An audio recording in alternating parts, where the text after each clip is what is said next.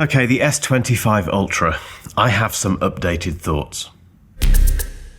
I've been using the S25 Ultra for about 3 weeks now, and no, it's not my main phone, and no, I'm not switching to it from the iPhone 16 Pro Max. I'll get to the reason for that later, but this is still, now you're confused, I can guarantee, this is still the best smartphone I've ever used, and I can't stop picking it up. So I just thought in this video, I'll explain why that's the case with 5 reasons I love the S25 Ultra, but counter that with 5 things that I think could be better. And guys, if you've been watching this channel for a while but you haven't hit that subscribe button yet, you know where it is. We've just gone past 200,000 subs, which is incredible. Thank you so much if you've contributed to that number. We're celebrating with a huge giveaway, which I'm going to reveal the details of in my newsletter. So if you haven't signed up to the newsletter yet, there's a link down below. Click on that. Get signed up, it's completely free, and yeah, you won't miss out on the big 200k giveaway. Okay, 5 things that I love about the S25 Ultra, starting with the design, which I think is still the most handsome design on the market. I think this is a lovely looking phone. I know Samsung has had a lot of shade thrown at it this year in terms of no innovation with this phone, and it looks the same as the S24 Ultra. It doesn't, they do look different, but equally, what more do you do with this? I would not want the job of making this different every year, because what a thankless task that is. Regardless, I love the look of this phone, and on the subject of the design, if you take one of these, a knife obviously, and if you wedge it just under one of these camera housing bump things here, and you kind of do one of those motions, it will come off, almost guaranteed, because you'll never do that. Ignore those silly videos. It's a lovely phone. Number 2 is the display, which I still think is the best display on the market for several reasons. The first one is the pinhole camera, which I know is a standard thing in Android land these days, but if you're an iPhone user and you have to put up with the monkey island all the time, trust me, it's a big deal. The slightly rounded corners, which aren't as rounded as the iPhone, I think they're too rounded on the iPhone personally, they just finish it off nicely. That anti-reflective coating, which means you don't have to smash the brightness when you're out in direct sunlight, which means the battery doesn't take quite as big a hit, that's a big deal. Just the expansiveness of it, it's lovely. And no, I don't care that this is an 8-bit panel. When did people start moaning about that?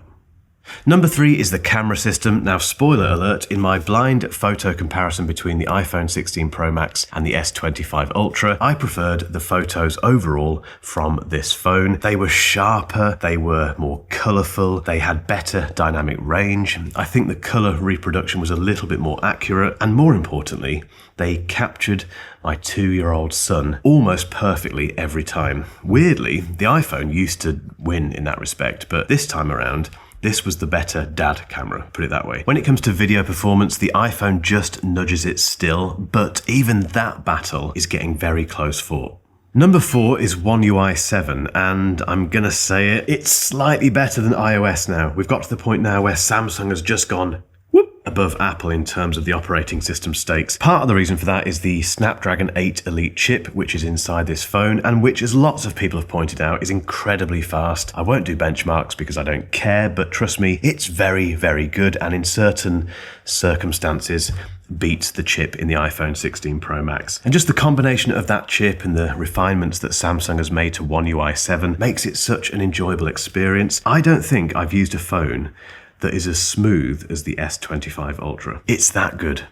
Number 5 is how polished Galaxy AI is. Now, to demonstrate this, there is a photo of a coffee mug. I asked both Galaxy AI and Apple Intelligence to remove that mug. This is what Galaxy AI did, and this is what Apple Intelligence did. The difference is hilarious. I just think that if you like fiddling with your photos after you've taken them, and if you like having the ability to, summarize notes and get help with text messaging and all that sort of stuff, Galaxy AI is one of the best alongside Google. Now, there is a big caveat here, which people kept talking about in the comments section of my previous video, so we do need to address it, and that is the fact that Galaxy AI at the moment is free. However, that ends at the end of 2025, so presumably Samsung will start charging for Galaxy AI in 2026. I completely understand why that's annoying some people, but that's just the way it is. AI isn't free, generally speaking, and if you're going to use those features, they're probably going to be worth paying for at some stage.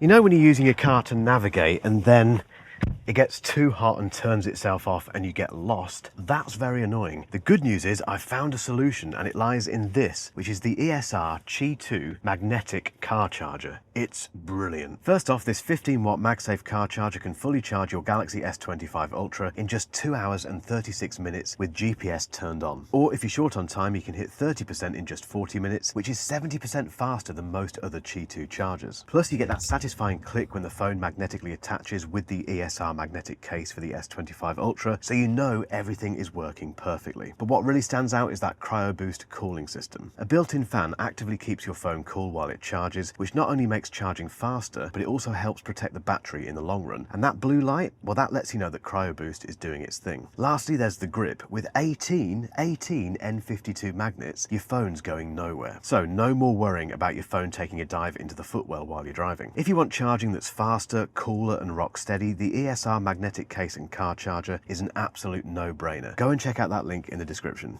Okay, time for 5 things that I don't like about the S25 Ultra, starting with one which is my fault completely. And that is the fact that I'm not switching from the iPhone 16 Pro Max to this phone. And the reason for that is because I'm a Mac user. That's the reason. I've got a MacBook Pro, I've got a MacBook Air, I've got a Mac Mini sitting over there, and wedging this into that workflow is just a bit of a pain in the backside. And I'm in my 40s now, and anyone who has got into that stage of their life will know that all you care about is simplicity, particularly when you have kids, because all of your energy goes into them and everything else that's left over isn't very much. I just want a simple life, and a simple life is this and my Macs, basically, which is annoying because this is so good. And I know this annoys people out there, but I don't care. I just wish this had AirDrop. That would solve everything. If Apple said, hey Samsung, here's all of the ecosystem stuff, stick it into your phone, I'd be a happy boy. But that's never gonna happen, ever. And yes, there's workarounds, but again, I'm 44. Now, if there's one thing that I enjoy doing on this channel more than poking the Sony headphone people, it is goading the S Pen Massive. If you're not familiar with the S Pen Massive, this is a bunch of people, a collective if you will, who are fiercely loyal to Samsung's stylus. The S Pen was carried over from the Note series, which was discontinued in 2021, but Samsung saw it fit to keep this, and I completely understand why, and that's mainly because the S Pen Massive are a bit scary. Say anything bad about this thing and they come at you in the comments big time. So you can imagine getting rid of it, it just wouldn't be worth it. However, this year, Samsung has got rid of the one thing with the S Pen, ironically, that I used to use, which is Bluetooth functionality. And that means that you can't use that button anymore to take photos with your phone over there, which for me was the only use case for this. Boo. Number 3 on my list of things that I don't like about the S25 Ultra is smudging and dust collection. Now, this is the silver blue version, which, as you can possibly see, is a bit of a smudge monster. That's annoying. Dust collection happens around the camera housing and on the display. So if you have a case on here, I've just found that for some reason dust seems to congregate around the edge of the display against the lip of the case. Do these things matter? Number 4 is that this is a big phone if you're wearing tight jeans or tight suit trousers. Trust me, if you put this into a pair of trousers like that and bend down to tie up your shoelaces, you're probably going to rip a very suspect hole in your lovely trousers or your jeans. It could be a problem. Number 5 is S Pen related again. Apologies, it's not a bad one though, I promise. Basically, when I take this out of my pocket, sometimes I've spotted that the S Pen has come unclipped, so it's kind of sitting like that. Now, admittedly, you do have to pull it out for it to come out, so you're unlikely to lose it, but it's just a little bit unnerving that it's like that sometimes. However, I do wonder if it's an Easter egg feature from Samsung just to remind us that the S Pen exists. Sorry.